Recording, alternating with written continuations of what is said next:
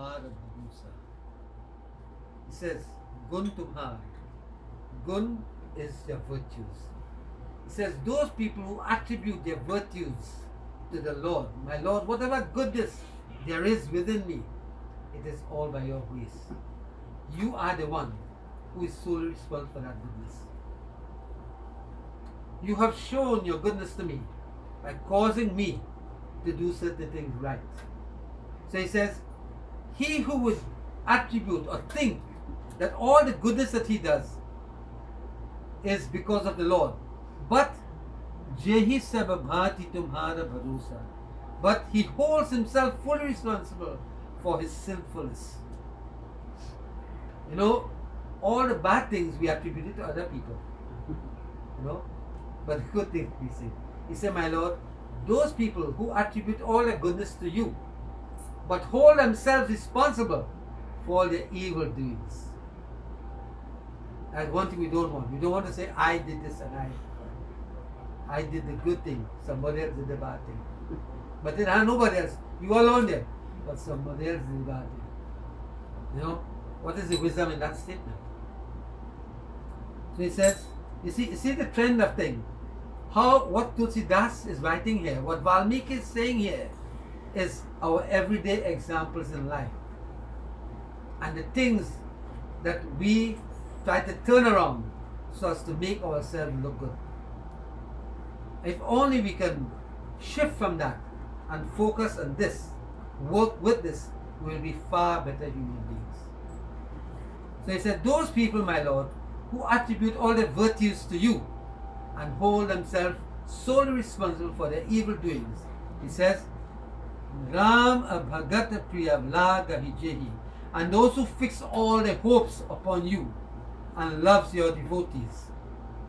Those who fix all their hopes upon my Lord, you are my only hope. No Obiaman can help me. No this one and that one can help me. The only person to help me, you must have that firm conviction in your mind. My Lord, you are it. There is nobody else who can help me except you. You must have that firm conviction in your mind. And a true devotee does not look anywhere else.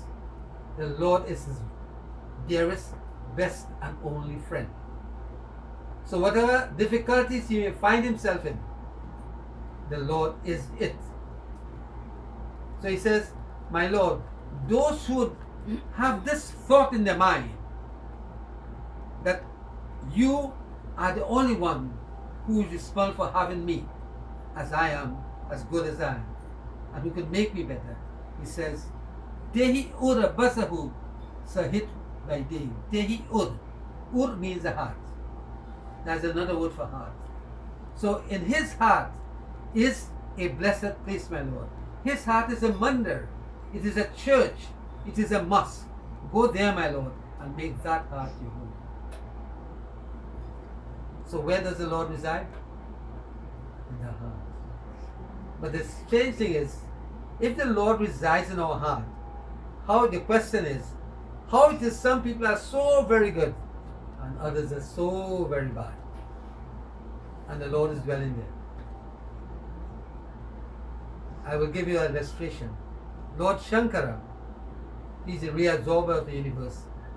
In the presence of all the Devgans, he gave them. Everybody is searching where they can find the Lord. He said the Lord dwells in the heart of all.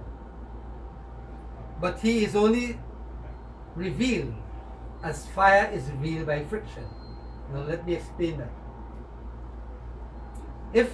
When you take a match and the matchbox, you strike it, what emerges? Fire emerges, is that so? Did you create that fire? You did not create that fire. That fire was always there, but in a latent form. Latent means not manifest, you cannot see it. It is there in a latent form. But it needed something for the fire to emerge. And what was that?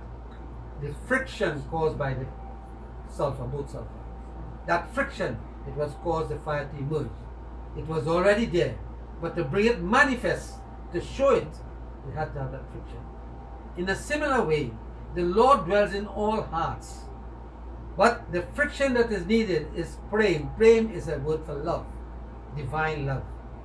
When there is divine love within our heart, then the Lord reveals himself to us. How? In terms of our speech, we speak good. In terms of our thinking, we think good things. In terms of our actions, we do good things. Our action is such that it redounds to the benefits of everybody. So in this way, the Lord manifests himself in our thought, in our speech, in our action. When our mind is like that, we have created a space for the divine to live in our hearts.